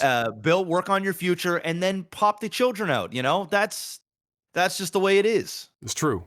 I don't even know. Hurry the fuck up, man. Hurry the fuck up. I don't know what sage advice. I don't know what sage advice. I've already I've been such a fucking busybody my whole life anyway. I give advice all the time anyway, one way or the other. I don't know if I have anything left in the tank. We're at the point in our life where there's not a lot of extra advice to be given. You're just kind of fucking there in the moment. Doing shit. We're not so much different in age. The difference right now is Jeff has got a kid and I don't. That's kind of the major life experience differentiating factor. So I guess, and the thing that I would give Jeff advice for, he's already in the last year has made major strides to do. So I already know what it is. Yeah, I already know. So the major thing was just stop fucking here's my okay. I guess I still see a little bit of it, so I'll say it anyway. and I think I can only say this because I've been Jeff's friend for so fucking long. If I see you mention one more time getting back on the goddamn grind on Twitter, I'm gonna lose my goddamn mind, bro. This man goes away for like 4.5 minutes, and he's like, "Don't worry, guys, tomorrow, back on the grind. We just had a 16-hour day. I have to take 5 minutes to take a shit. Back on the fucking grind." And the grind is in every message because, like, and I don't think he's telling them for it. It's like he's telling himself. It's like, if I get off the grind for like 3 seconds, my world's gonna collapse around me and everything's gonna go to shit. And thankfully, in the last year, I've seen him actually start to do things like take an afternoon. And spend some more time with the family and just for himself, and enjoy the fruits of his labor a little bit, because there is the grind culture is a dangerous fucking line to walk. There is a diminishing returns to the grind culture. And Jeff has pushed that fucking limit as hard as any human being could possibly push. I've already pushed it. Yeah. And so thankfully, it started to pull itself back. But you got to stop that Twitter habit, bro. Every time I see it, it's the only ones I see on Twitter because you never use it otherwise. You're like, hey. I know, it's just a grind, man. It's just a grind. I know. You ain't lying. And that's all I got. If you could erase, this comes from Alexa, if you could erase one movie from your brain and rewatch it for the first time again, which movie would that be? We've answered this for video games, so I don't think we've answered it for movies. So mine's easy now. It's Matrix 4. Gone. Wait, no, hold on. Okay, yes, that is that, but they're saying rewatch it for the first time. So fuck. You don't want to rewatch. You just want the erasing part. You don't want the rewatch part. I just heard erasing and movie, and I thought I'm with you on that one, but not the rewatch part. But yeah, what's one that you love? I think the idea is you love so much that you would like to be able to re-experience everything, again. Everywhere, all at once, in theater. Damn. Yeah. And just because I got to give a second, I got to go with Interstellar IMAX. Mine's Interstellar Jesus IMAX. Christ. I mean, holy fuck. That's mine. That's mine. Shit gets me goosebumps just thinking about it. I need it wiped from my mind just so I can experience the black hole scene one more time. So incredible. Because I mentioned this before, I felt like I had an existential crisis. Hans Zimmer's music during that black hole scene and the visual at the same time, my brain wasn't ready to digest that shit. Bro, you thought you were in a black hole for a minute, bro. And I was like, I felt I was gonna pass out. I was like, oh fuck, I would like to go and do that again. I would say that's definitely like that one scene alone, bro. Now, if I could rewatch it or just erase part of it and never see it again, it would be the fucking love, conquers all scene, monologue part. That wasn't the greatest, but you could pull that right out of there. That's okay. I'll let that slide because overall the movie's fire. Oh, dude, the scene where he's reading or watching, not reading, but watching his kids' messages, get and older, bro. And he's breaking down. Like, bro. He's happy. He's sad. He's angry. He's confused. He's like every emotion. You can see it all. Like it's just like that's some of the best acting I've ever seen in my life, bro. It was incredible. It was incredible. So movie. That's definitely I would say the one. Other one would probably be The Last Samurai in theaters. That was the first movie you and I, at the end of the movie, we sat and watched the fucking credits because we were just like, God damn. That's a good movie. That was a good movie. That's a very good movie. I got to rewatch that at some point, man. It's been so long since I've seen that movie.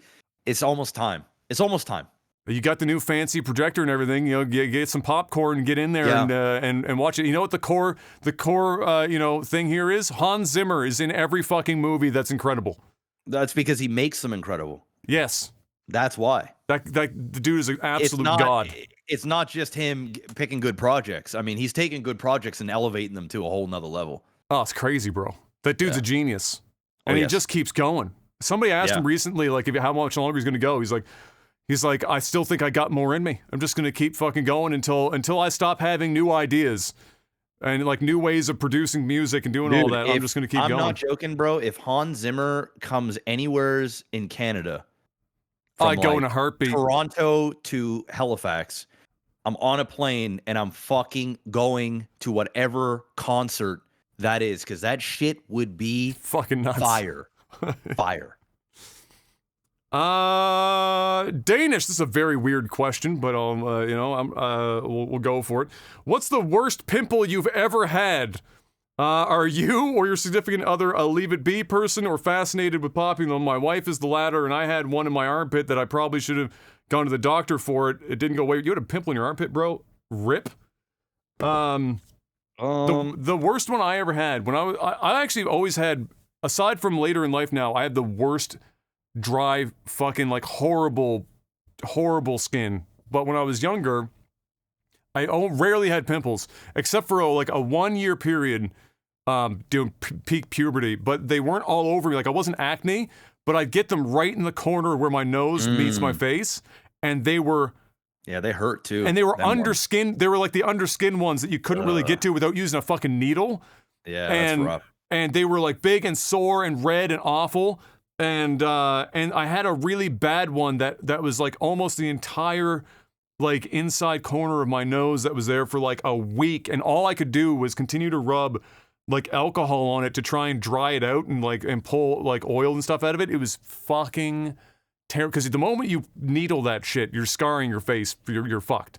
So yeah. I just had to, that. Other than that, though, I've been very lucky. It's very rare for me to get.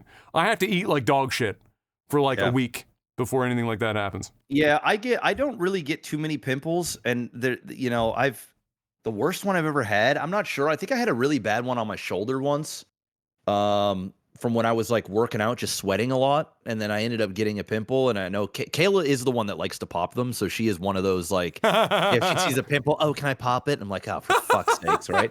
I am not like that at all. It's nasty. I why do not. Why? It's not my thing. It's not my thing.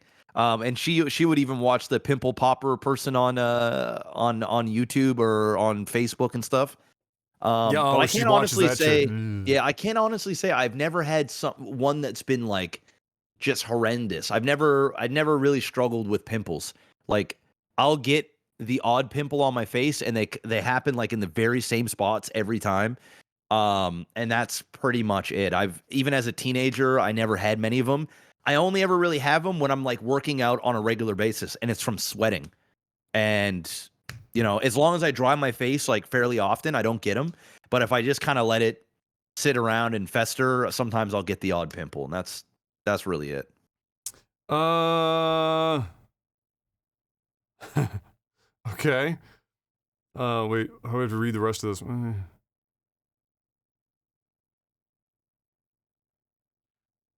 Philip asks, I think the idea behind this question is, if you can only watch one, well, it's a series on one and only one movie on the other, so it's an interesting comparison here. But if you can only watch one for the rest of your life, John Wick as a series or Pulp Fiction? Bro, I'm watching John Wick. Come on, be serious. Pulp Fiction's a good movie, but I ain't watching Pulp Fiction 900 times. I watched Pulp Fiction twice. I don't think I ever need to see Pulp Fiction again. But every couple of years, I'm gonna watch a John Wick stab a motherfucker with a pencil, and I'm gonna love every moment of it. So the question is, if you can only watch like only one movie for the rest of your life, but one is kind of a series because it's John Wick, versus I have Pulp to go Fiction. With John Wick. I have to go with John Wick. I mean, Pulp Fiction's a classic. It is. It's an amazing. It's film, an incredible film. But it is not a film that, if I had to watch one for the rest of my life, that would be the one that I would continue to watch. So yeah, this is a serious question coming up now, Mr. Black. You ready for this one? Henry asks, boneless or bone in on the chicken wings? Oh, bone in. It ain't a fucking chicken wing Bone if in. it don't have the bone. Nah, bro, that's a nugget. That's a nugget. That's a nugget. That is not. And it don't taste the same because the bone ain't there to flavor the fucking bitch. Nailed it, bro. Nailed it. Listen, I can appreciate a boneless chicken wing and some good chicken wing sauce tossed in that. I can appreciate it. It's tasty. But that ain't chicken wings. If I'm eating chicken wings, I want the wings, the drums. I want to bite around that fucking bone. Shit, sometimes I might even suck on the bone. A little something.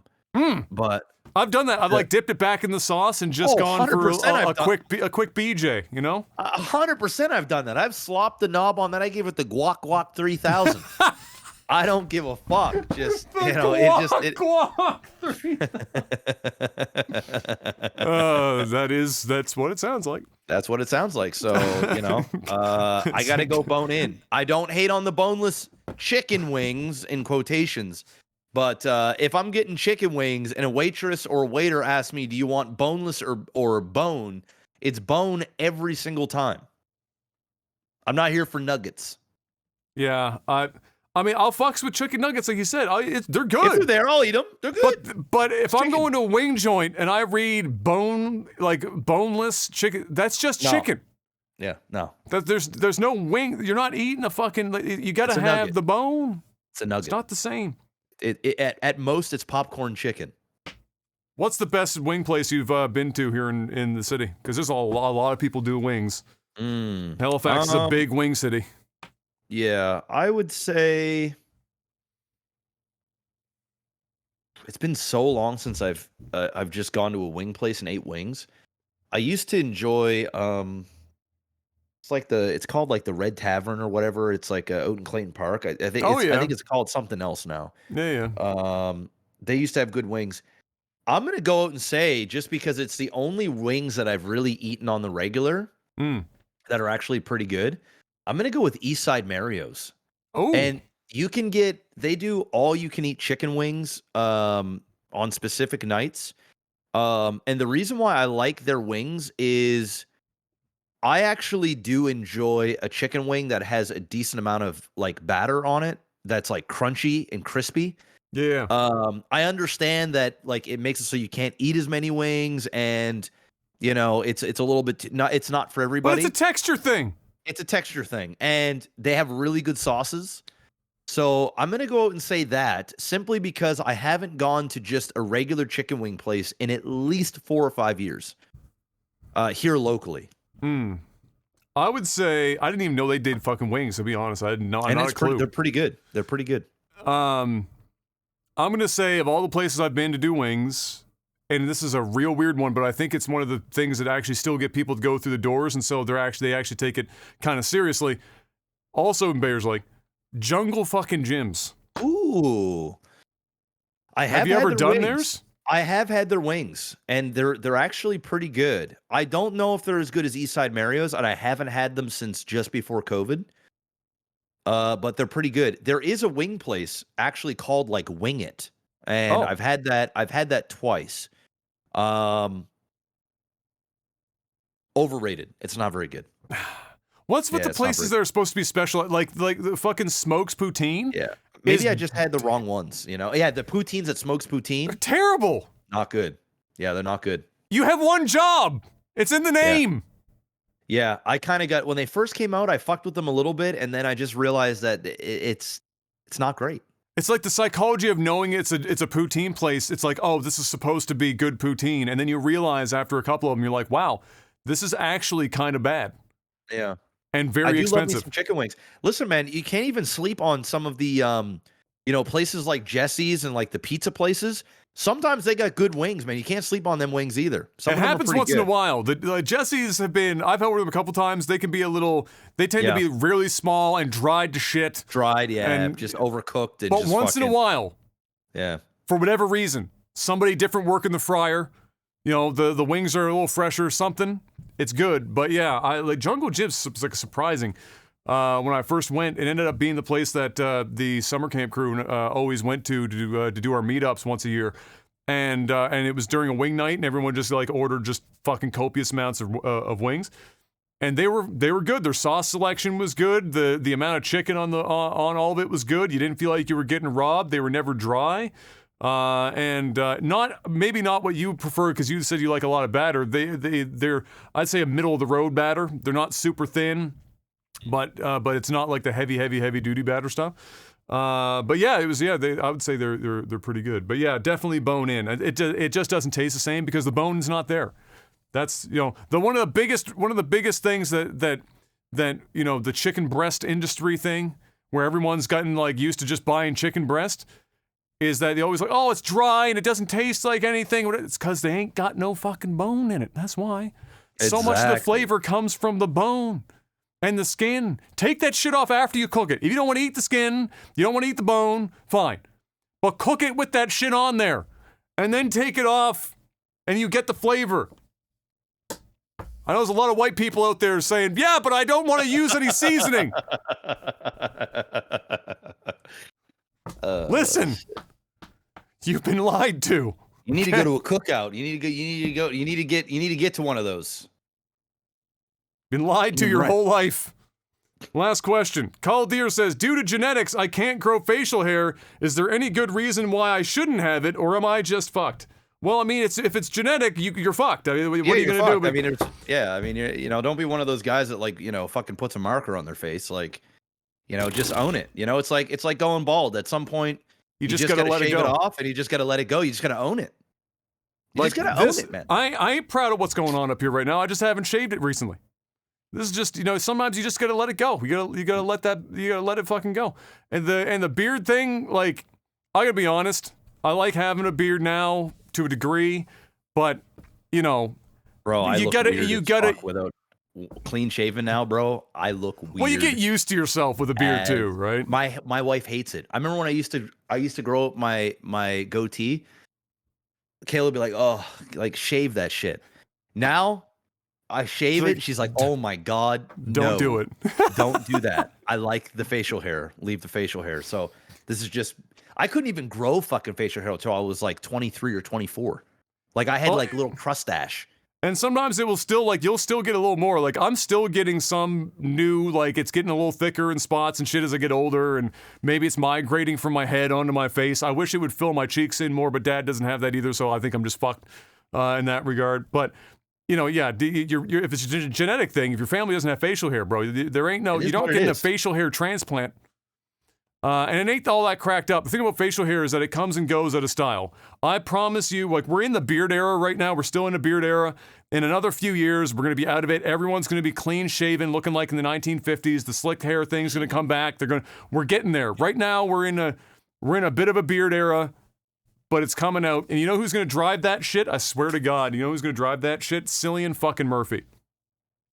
That asshole with that jawline is going to drive the fucking clean shave look back into the fucking mainstream. Yeah. It's going to happen. Yeah, either that or Henry Cavill, one of the exactly. Two. Henry was doing the scruff thing. The moment Henry Cavill just goes fucking like straight razor shave and just clean, it's all over. I need to lose some weight though, man. I ain't got like the chiseled jawline anymore, So like I'm gonna leave this shit on here. Oh, Mom pokes me in the face all the time. She's like, what's all this going on up here? What's all this cheek going on up here? I know. We're getting old, man. We're just getting old, man. It is what it is.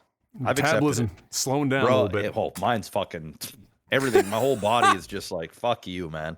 And I'm at the point now where I just don't care anymore. I'm like, you know what? It is what it is. I'm 36. I'm married. I got a kid.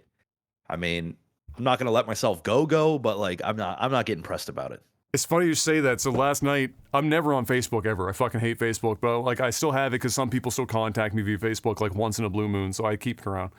And I was on Facebook for the first time in ages last night, and one of the first things that popped up on the feed was just a picture of somebody I went to school with. I hadn't seen in like holy shit, a very fucking long time. But he's married, has this beautiful little baby now, and they had this picture of him and the wife and the baby, and he was a track athlete, like all the way through high school, all the way through university, track athlete, very lean, not a big bone guy at all or anything like that. And this picture, bro, he's like 230, but he's only 5'10". Damn. And he's just and it's not muscle. Damn, it's full big. It's full dad bod. He looks. Let himself go, bro. That ain't funny. That ain't dad bod anymore, bro. That's he let himself go. He let himself go. But he looks so much like his dad now. It's fucking crazy because his dad was never fat, but he carried more weight. Like equal. Some guys carry weight equally. Yeah. But his dad was like that. He looks so much like his dad now. It's fucking nutty. Like when I saw it, I was like, the fuck? And then I read the name and I was like, oh shit.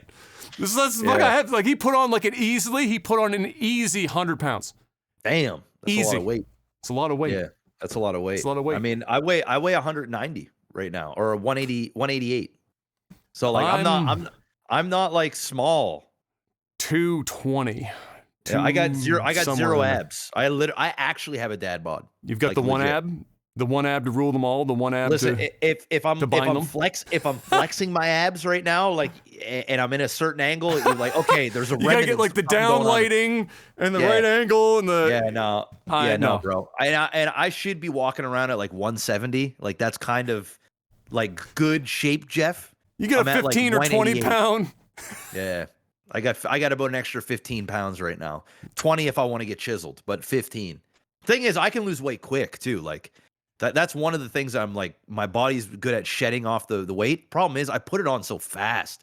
Like I can just eat like fucking. The good news is I have dietary issues, so like I can't eat the way I used You're getting forced, or I'd be like 200 pounds right now.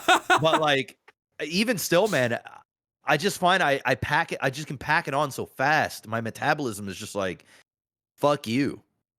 Yeah, when we're in the house, one of the first things on my to-do list is I need to start fucking actually giving a shit about myself again, because I've just been like 4 years of not giving a fuck, and my body is not happy at all.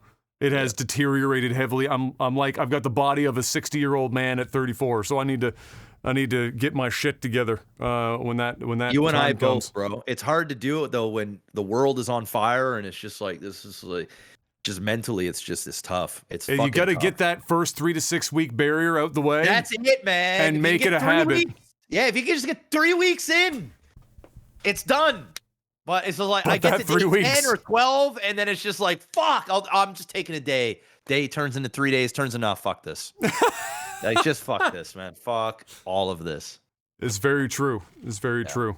Listen, when you move into your house, all right, when you're official, we're gonna start a weekly, a weekly update. check-in. Yeah, we're gonna start working out, and we're gonna be braggadocious about the amount of working out we've done throughout the week, and we're gonna make it happen. I don't care if we got to go out and buy a couple of those Fitbits, and we can link up together, and then we can track each other's just to be on. We can track each other's steps or how much stuff you're on the treadmill. Whatever, we need to do something. We need to hold ourselves accountable. I think that'll be and it'll keep people on check. And we can go even further, and we can get other people that watch the podcast to get themselves a Fitbit. We can bring them in on it, and we can see how everybody's doing. We keep everybody accountable. I have a whole channel on my Discord for fitness, but it's popular for brief moments in time, and then it dies because everyone just falls off. We'll try, man. But we gotta try. The first step for me is to just be able to do anything at all. I gotta repair like my knees and my fucking back, and I've got to get my legs sorted and shit, and then I can start lifting. If I just went right into doing anything other than walking on a fucking treadmill, I'd die. Yeah. My body is super fucked right now. So I got a full gym at the house. Kayla uses it almost daily. You've got you dead ass got a whole gym. I went out and fucking bought Good Life Fitness. All right, I've converted the old podcast room into an actual gym. Like, and we're not talking just some fucking weights on the ground. Like, we have commercial industrial equipment in that room, and I'm still not using it. So I don't have a fucking excuse. I'm just a lazy piece of shit. We'll get there. It's okay. We still have time. We still have time. We can make it happen. I got to stop getting stood up, or I got to stop getting done up, or one up by my father. 72 years old. He's got more energy and fucking strength than I do. That's just unacceptable. Yeah, my dad's 60 and he's fucking I gotta stop jacked. the madness. I hang out with my dad and I feel like a little bitch, and I'm fucking 36, should be in my prime. Unfortunately, I've got news for you. We're both little bitches. We are. That's just the reality of the situation. Our dads are real men. Actual men. We're bitches. Manlets. Yes, we're just the offspring that they're disappointed in. They're the bone-in chicken. We're the boneless. We're the boneless chicken wings. That's us. We're the bone. We're the bone. We ain't got no substance. We're boneless chicken wings, guys. That's it. That's the name of the podcast. Boneless chicken wings. Boneless chicken wings. And on that note, we're out of here for another week. We'll see you guys next week for another episode of Technical Alpha. Thank you very much for hanging out. And until we see you next week, stay safe out there. And eat some fucking bone-in chicken wings. What are you, degenerate? Jesus. Peace.